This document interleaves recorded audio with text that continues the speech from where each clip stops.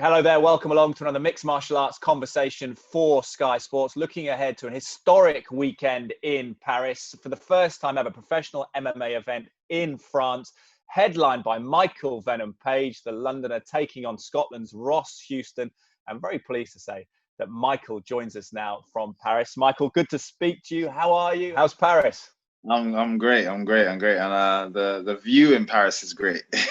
Yeah, I haven't been able to go out properly, but yeah, the view over here is amazing. Is there a feel of history amongst the people out there that you're bringing MMA to France? It's a big moment, isn't it? Yeah, it is. But again, because I can't really go out and interact with the crowd and interact with people, you can't really get that sense. You know what I mean? But yeah, in general. I think I think people can actually feel it. Yeah. And does it feel for you, though, on a personal level, to be headlining the first ever mixed martial arts event in France? Does it feel significant for you? You'll be in the history books. No, 100%. It's definitely a massive moment in MMA, and it's great to be, the one opening the door for that, almost. So yeah, I'm looking forward to putting on a show.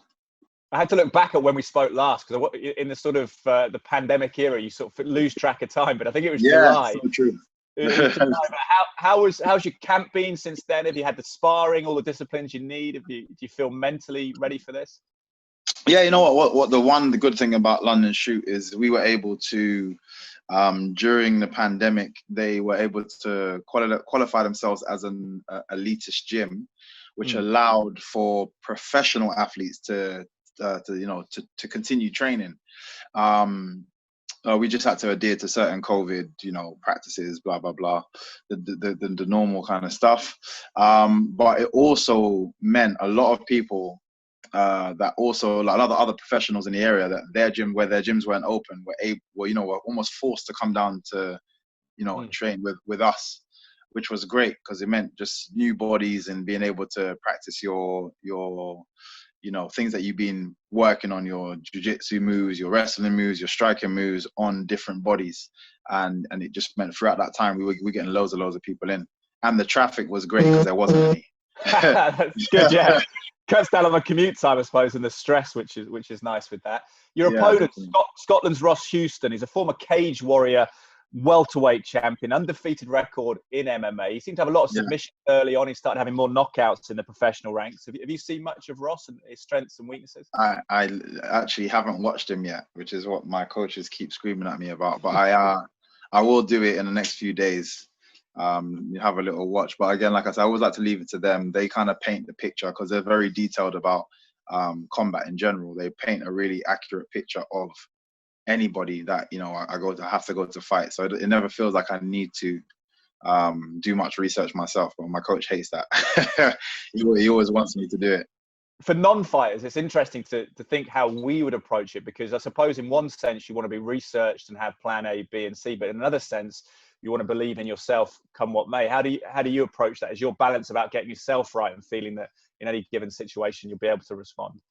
In a lot of different things, I don't like to overthink it, full stop. I think those things can create barriers. And as you say, you can look into somebody, and especially somebody that's undefeated, they're going to have a lot of great highlights that is not relevant to yourself, because the people that they're fighting are nowhere near your style of fighting. So it's not an accurate picture, in my opinion. But I always like to watch, just more to put a face to the style that my coaches have kind of painted. And then it kind of reaffirms, because I got so much confidence in them. It reaffirms what they've been telling me already, and I just watch it a couple of fights, and I'm like, I can see what they're talking about there. I can see what they're talking about here. Great. So then let's get the party going. Yeah, and he said he was surprised you took the fight because you're so established versus a kind of unknown quantity in himself. What was your thinking? Was it just a case of getting moving? Well, yeah, only because a lot of the American fighters I can't fight at the moment. Because of this COVID thing, I can't fight. A lot of those guys, basically, my US visa had run out, and I'm struggling to get it going again because the embassy is just crap right now. So we're still just pushing towards that, which should happen soon, hopefully. But which meant I can't really travel to the States to fight. A lot of the guys in the States don't want to come to Europe to fight, again, because of the same thing. So all the guys that you would put me up against, we at the moment can't seem to match up with. So I had to find somebody over here. And again, it's not me looking. Bellator kind of put forward his name, and because he's undefeated, because he was the champion, it just kind of made sense. They put a name forward, and to be fair, my coaches deal with it. They're like, yeah, great, let's just get a fight going.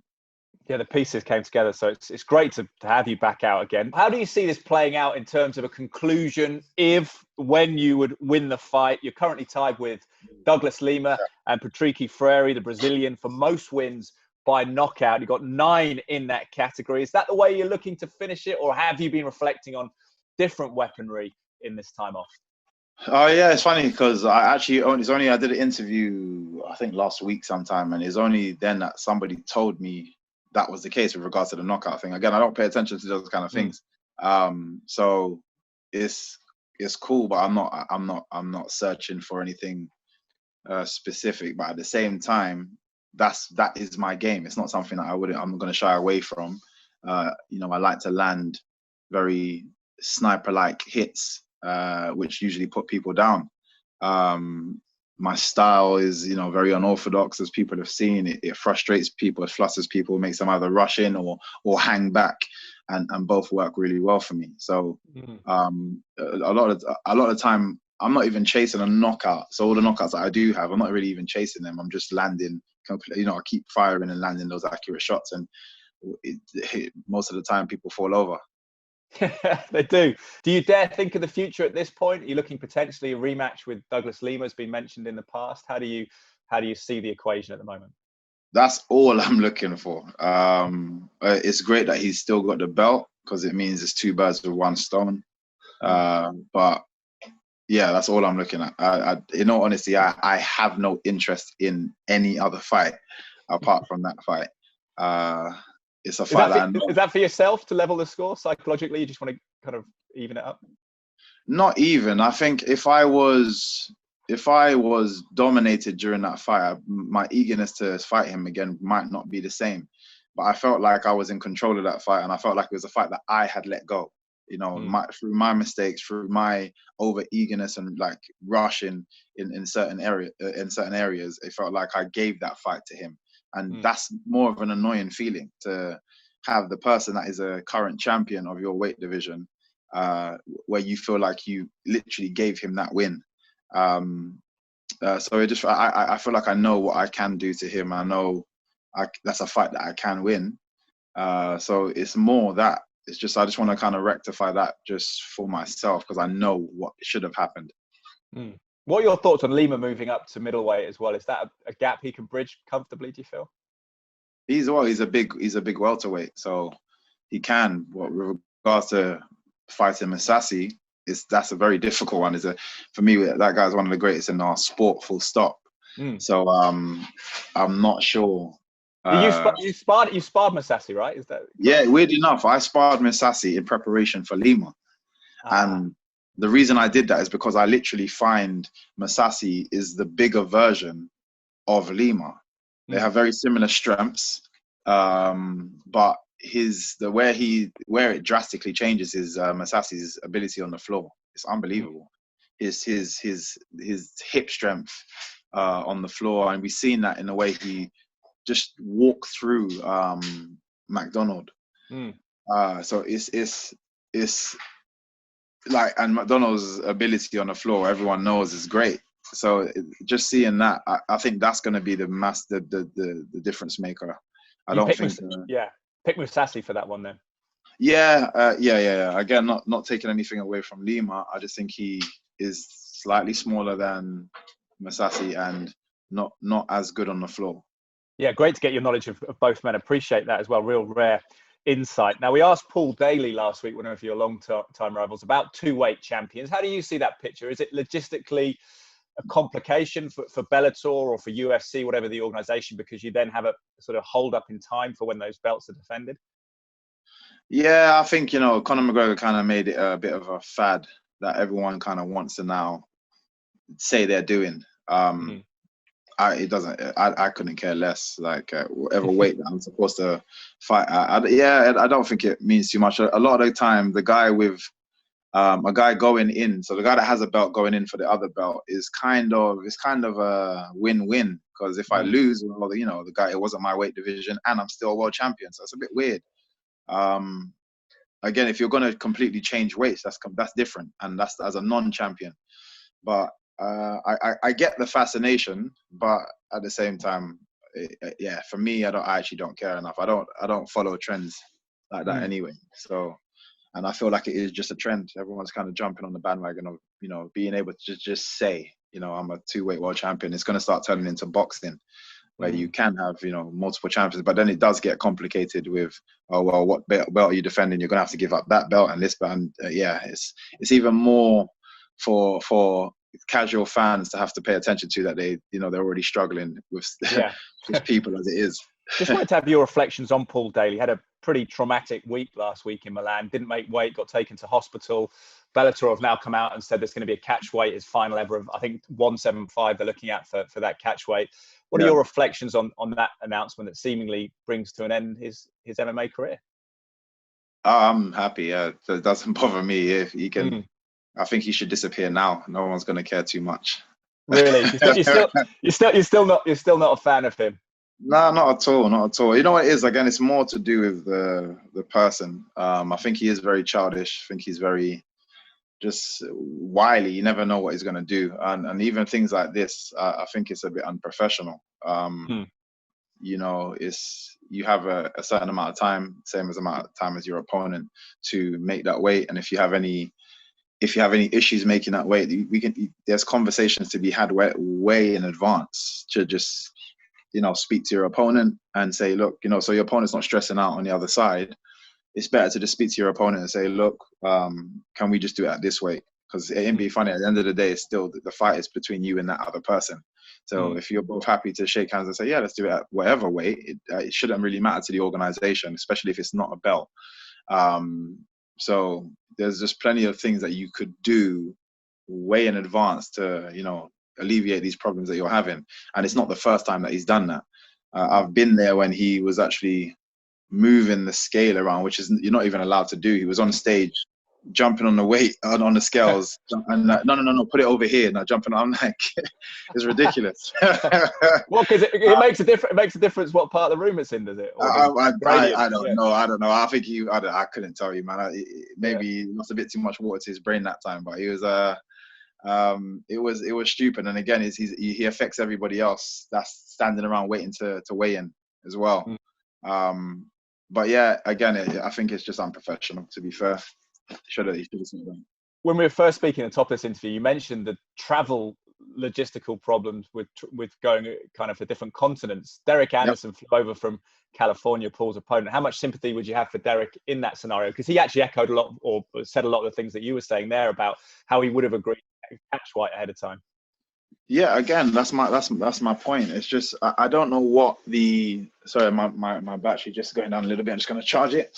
Yeah, so just having a nice conversation ahead of schedule is just fair for both parties. And as you say, he's just traveled over from another place, stressed out his body, only to not have a fight. And I think that's unfair. Definitely. Yeah. We kept you a long time, Michael. I wanted to quickly reflect on some of the conversations we had around Black Lives Matter last time. The tragic death of George Floyd was really raw at that point. We'd seen the protests following that. We'd seen statements about equality and inclusion. Do you feel the open communication you wanted has started to happen between people, between white, black people and all different groups about what's been happening and what should happen? So there's a lot of conversations. Well, I say just afterwards, there's been a lot of conversations happening, which was great to see. Now, a lot of people is almost seemingly fed up of having these conversations, and I find that very offensive, because this is a struggle that a lot of people are going through now. It is current to people now. Even a lot of people that have been working with colleagues and didn't even know that they even had these kind of struggles. And now that conversation has started, everyone's kind of like, oh, get over this thing now, get over this. This is something that's, we've been struggling with for years and years and years and years and years. It's just come to light and everyone's already fed up. And I feel it's almost making people more racist with a lot of their responses. And it's very difficult. Like, there's certain things that I don't even like to even have a conversation about, because I find a lot of people are just ignorant about it. And I think if you do even a little bit, just the smallest amount of research, you'd understand a little bit more, and probably, take a step back and allow us to breathe in this area and actually push for actual equality. But it's a difficult conversation. I'm still doing a lot of work in the background, hoping for massive, hoping for change, and we'll see how it goes. How do you feel about taking the knee and the wave of taking the knee across the world with the Premier League, NFL, NBA? Joshua Buatsi, who is a black British boxer from Accra, Ghana originally, he took the knee at his fight at the weekend that he won, a light heavyweight contender boxer. Do you feel that it's a significant message that still resonates, or is it tokenism? How do you feel about it? Well, I guess it just keeps things alive. I think in where I feel the news now is kind of, I think even the news, when I say people are fed up with it, even the news now are not showing as much as they used to. There's still been a lot of protests going on. You don't see it on the news. I've been involved in a few protests. You're not seeing it on the news. So it's almost encouraging people to get, okay, let's just get over this now. Let's move on. We're done with that phase now. That's old news. So in these sporting moments where people are, especially with how, sporting's only just starting to come back, people are excited to be watching sports. It's excited to be watching the Premier League and things and boxing. So having people still show that, it's still going on, I think is definitely still important. And real change will be presumably when people feel the world is fairer. Is that true, that when people in business, in sport, wherever it might be, in society, feel that when they go into any given situation, they're given a fair shake based on their individual characteristics, not anything else? It's a sort of, it's difficult to know when we will know when we get there. It's a very difficult one. A lot of the times, and I've said this is the difficult thing about this scenario is somebody has to lose their place at the table, and who's willing to lose that seat? There's 10 people around the table. It's all in the white community, shall we say? Who's willing to lose their seat in order for that equality to start happening? Very few people aren't, because it affects their pockets. And this is why the change is going to take a while. It's not something that's going to happen immediately.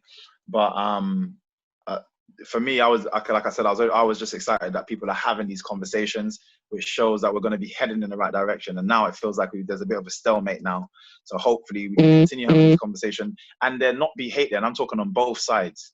There shouldn't be any anger from the black community. It should be more just, let's keep promoting this message that, things are still uneven here, things are still slightly uneven there. We would like, can we work together on making these kind of changes, and not just, the hate. And I get where the anger and the hate comes from, but we need to learn how to challenge it and channel it a lot better.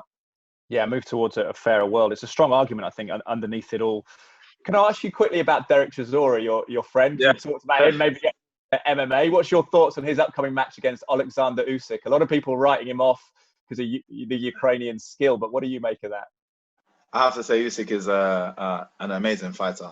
Great. But I've had the pleasure of seeing and working with Derek, and just seeing his improvement. It's scary, man. It is scary. He's now working a lot with us and my coach. And as I said, my coach is a scientist. He does not like to lose. Let's say that he does not like to lose. Give him a name plug. Give your coach a name plug. Alexis Dimitriadis. He's just an amazing coach, to be fair. Like all-rounded. He's very experienced in absolutely everything. He's dedicated his whole life to martial arts. Him and Paul Ivins opened a MMA gym over, I think, like 25 years ago. It was the first MMA gym in London, in the UK actually first. And they still exist now. It shows you their success, and they fought at every mixed martial arts, like at the highest level, and every show that's ever existed, which again shows you their success rate and what they're able to achieve. what I like about this new relationship that we have with Derek is, I think, especially in boxing, I've seen this a lot within boxing. A lot of the time, especially at the pro level, you hire your staff, you hire your coaches, you hire your strength and conditioning coaches, you hire your, I don't know, whatever it is that you're doing, you hire your nutritionist. If you don't like something, you get rid of them. Yeah, and it's very hard to push yourself or be pushed if, as soon as you don't like, and as soon as you're in your uncomfortable zone, you get rid of that thing that is making you uncomfortable. And I feel like a lot of people, they lose out. There's a lot of people in boxing miss out on actually achieving a lot more because of this one factor. With my coach now, he doesn't take any crap from anybody. So Derek's come in initially, and there's a bit of tension there initially. But my coach, why I'm so proud of him as a person is he doesn't do things for finance. So when it comes to that uncomfortable time, he's like, mate, I've got stuff to do over here. I do not have to be here, not 1 second more. Do not waste my time. And having that attitude, and it's genuine, having that attitude, I think Derek saw that he's not there for the money, which I think probably drew Derek more to him. And, he, as much as he hates having to deal with the sessions that he's been given, and he's complained a few times, he appreciates it. It's the first time I think he's been with somebody that he knows he's not going to take his crap. He's going to push him all the way. And so I'm genuinely excited for people to see this Derek, and I can see a massive upset. Really? Yeah. Well, he's got pedigree as well, Derek, to be fair, hasn't he? He's been in of course, a long time, yeah, of course. But yeah, I see why people naturally want to write somebody like him off. But yeah, he's been putting in a lot of work, and it's not even because he wants to, it's because he has to now. That's a great, keep the ego in check. He sounds like a great coach in terms of doing that. Great boxing match to look forward to, but we're really looking forward to your MMA match on Saturday. Tell us quickly in a sign off how it's gonna play out in Paris.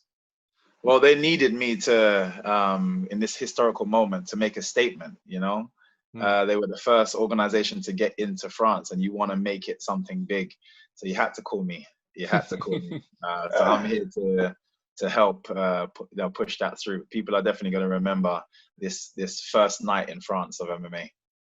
They certainly are, Michael. I really appreciate your time as well. It's very kind of you, close to a fight, to spend so much time with us. And best of luck on Saturday. So there we have it. Fantastic stuff. Appreciate Michael Venom Page's time. Good luck to him and Ross Houston in that match on Saturday night in Paris. Remember, for more mixed martial arts news and conversation, head to skysports.com. Thank you for watching, and goodbye for now.